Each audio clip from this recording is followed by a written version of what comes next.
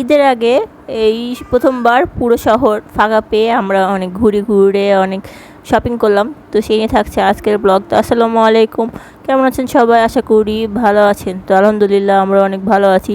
ঈদে সবাই প্রায় বাসায় চলে গেছে, যেহেতু লম্বা ছুটি পাওয়া গেছে।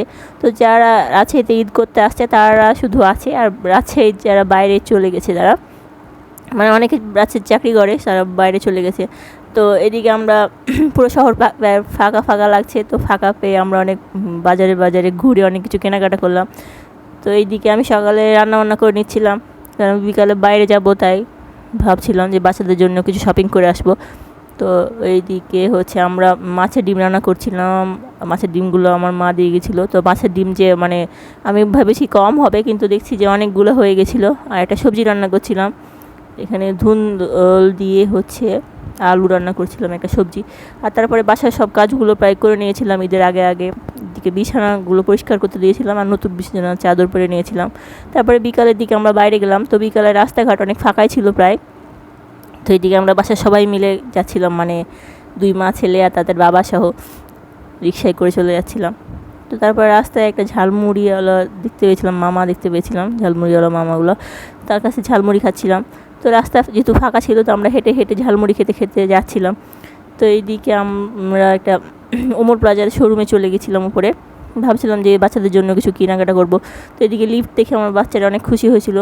তো অনেকগুলো লিফট চলছিল আর অনেকগুলো বন্ধ ছিল, আর এগুলোতে অনেক বেশি ডিসকাউন্টও ছিল। তো আমি খুব একটা ভিতরে যাইনি, যেহেতু বাচ্চারা আছে, ওরা বিরক্ত করবে।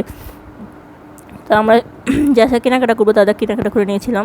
তারপরে আমরা হচ্ছে এইদিকে আমরা একটা মানে ডাইনিংয়ে হচ্ছে ফ্যান ছিল না, তো এখন যেহেতু অনেক গরম পড়েছে, তো ভাবলাম যে ফ্যানটা নিয়ে চলে আসি। তো এখানে ভীষণ শোরুমে গেছিলাম, তো ওখান থেকে ফ্যান নিয়ে চলে আসছিলাম। আসার সময় কিছু তালপানি পেয়েছিলাম, তো এগুলো নিয়ে চলে আসছিলাম। তো এইদিকে আমি বাইরে খুব একটা চা খাই না, আমার বাসায় চা খেতে বেশি ভালো লাগে। বাইরের চাগুলো খুব একটা আমার কাছে মানে ভালো লাগে না। বাইরেই বেশি ঘন করে দুধ চা বানিয়ে খেয়ে নেবো, মানে নিজের রান্নায় নিজের কাছে ভালো লাগে আমার। তো নিজের চাও নিজের কাছে অনেক বেশি ভালো লাগে। তো এইদিকে বনরুটি নিয়ে আসছিলাম, তো সেগুলো দিয়ে চা খেয়ে নিচ্ছিলাম। তারপর অন্য কাজে লেগে যাবো। এরপরে হচ্ছে আমি হচ্ছে এদিকে পর্দা সব ধুয়ে দিয়েছিলাম, সেগুলো এখন টেঙ্গে দেবো। পর্দাগুলো পরিষ্কার করে আমি দিয়েছিলাম। এগুলো নতুন, মানে আমি নতুন বেশি দিন মানে ইউজ করার পর ফেলে দিই। তো মানে একসাথে এক্সট্রা কিনে রাখি না খুব একটা। আমি থেকে আমার হাজব্যান্ড বেশি সাশ্রয়ী, সে এক্সট্রা জিনিসপত্র খুব একটা পছন্দ করে না। তারপরে এই ফ্যানটা আমার হাজব্যান্ড টেঙ্গে দিল, মানে ঝুলিয়ে দিল।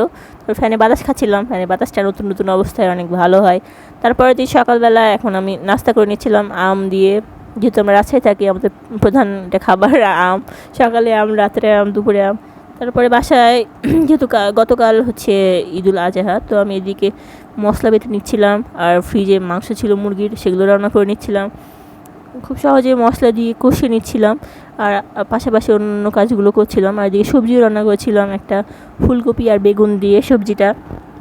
তারপরে বিকাল দিকে কিছু কেনাকাটা করতে বাজারে গেছিলাম। তো বাচ্চারা খেলনার দোকানে ঢুকে খেলনা কেনার বায়না করছিল এদিকে, আর আমার যা প্রয়োজনীয় সেগুলো কিনে নিচ্ছিলাম। তো যেহেতু তারপরের দিন হচ্ছে ঈদুল আজহা, তো ঈদুল আজহাতে হুইল পাউডার বা হাত ধোয়ার জন্য সাবান এসব অনেক বেশি লাগে, তো এগুলো নিচ্ছিলাম।